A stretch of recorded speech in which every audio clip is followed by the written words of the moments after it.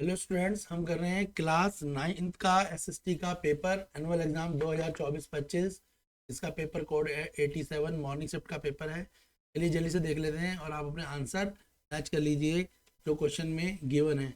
तो जो बेटा पहला क्वेश्चन है वो आपका दिया हुआ है, हिंदी मीडियम वालों के लिए भी दिए हुए हैं। तो जो पहला क्वेश्चन है वो क्या है, निम्नलिखित में से किस अधिकार को फ्रांसीसी संविधान में नैसर्गिक और अहरणीय अधिकार माना गया? जीवन का अधिकार, अभिव्यक्ति का अधिकार, अभिव्यक्ति की स्वतंत्रता का अधिकार या कानूनी बराबरी का अधिकार। क्वेश्चन फर्स्ट है। तो जो क्वेश्चन फर्स्ट है बेटा उसका आंसर है हिंदी मीडियम वालों के लिए ऑप्शन सी। जो इनको जो फ्रांसीसी संविधान में माने गया, तो इसका जो आंसर है आपका वो है ऑप्शन सी।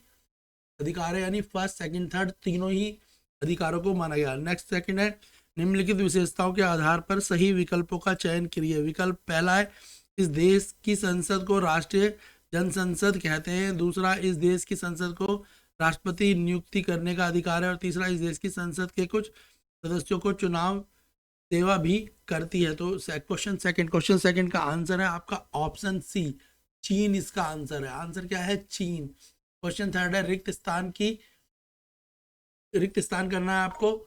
और जो क्वेश्चन है वो आपका क्वेश्चन क्या है? क्वेश्चन है, श्रम बल जनसंख्या में डैश आयु वर्ग के लोगों को शामिल किया जाता है। तो श्रम वर्ग में कौन से वर्ग को शामिल किया जाता है? तो इसका आंसर है ऑप्शन डी, 15 से 49 साल, 15 टू 59 ईयर के बच्चों लोगों को इसमें शामिल किया जाता है। नेक्स्ट है क्वेश्चन नंबर फोर्थ, निम्नलिखित घटनाओं का कालानुक्रमिक क्रम से अभिव्यक्ति कीजिए और सही विकल्पों का चयन कीजिए। क्वेश्चन फोर्थ, इसका आंसर है ऑप्शन डी। क्वेश्चन फोर्थ का आंसर है आपका ऑप्शन डी। नेक्स्ट देखेंगे, इंग्लिश मीडियम वालों के लिए भी है। इंग्लिश मीडियम में जो क्वेश्चन है वो क्या है? इंग्लिश मीडियम का क्वेश्चन है आपका बेटा, पूछा है, which of the following right is considered a natural and, ठीक है, malleable right in the constitution.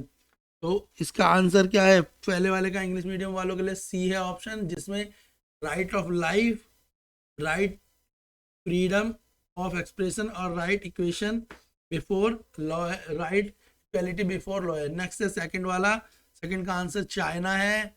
Third वाले का answer option D, 15 to 58 year.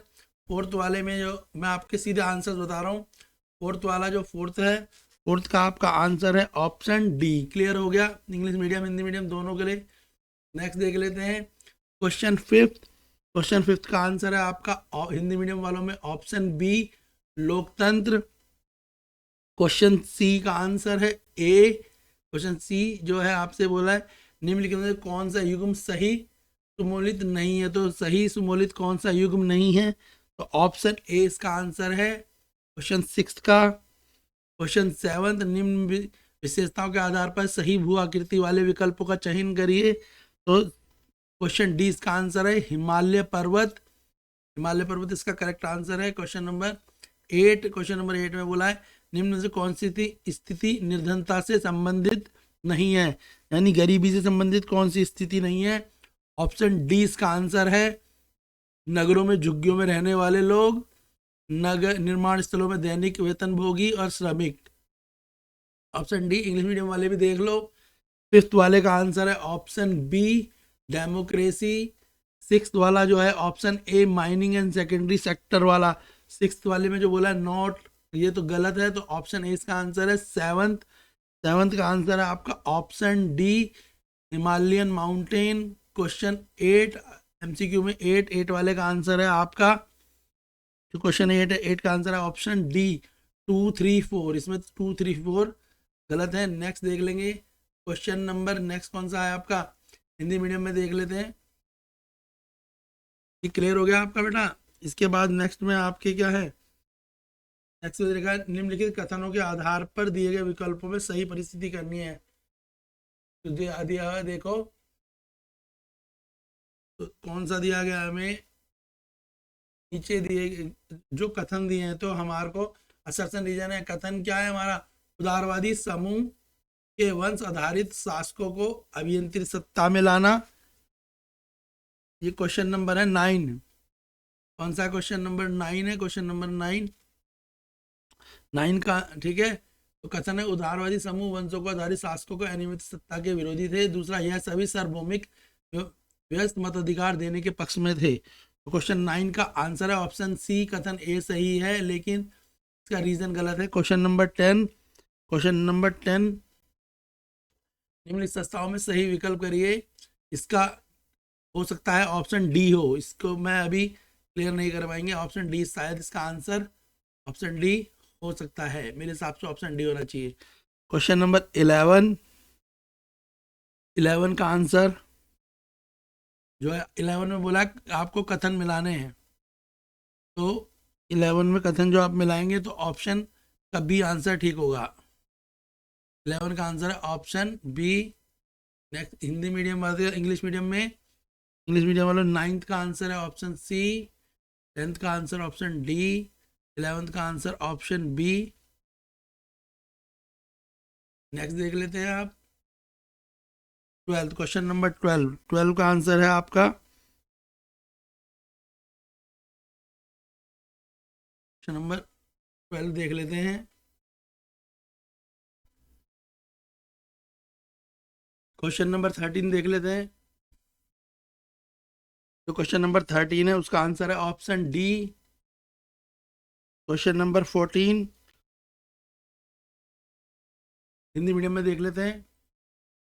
Question number 12 का आंसर है आपका, पहले 11 का आंसर तो पता लग गया, 12। क्वेश्चन 13 का आंसर है आपका option D. Question 15 Hindi medium 15 का आंसर है ऑप्शन ए। क्वेश्चन नंबर 16 का आंसर है ऑप्शन सी, अफ्रीकी नेशनल कांग्रेस।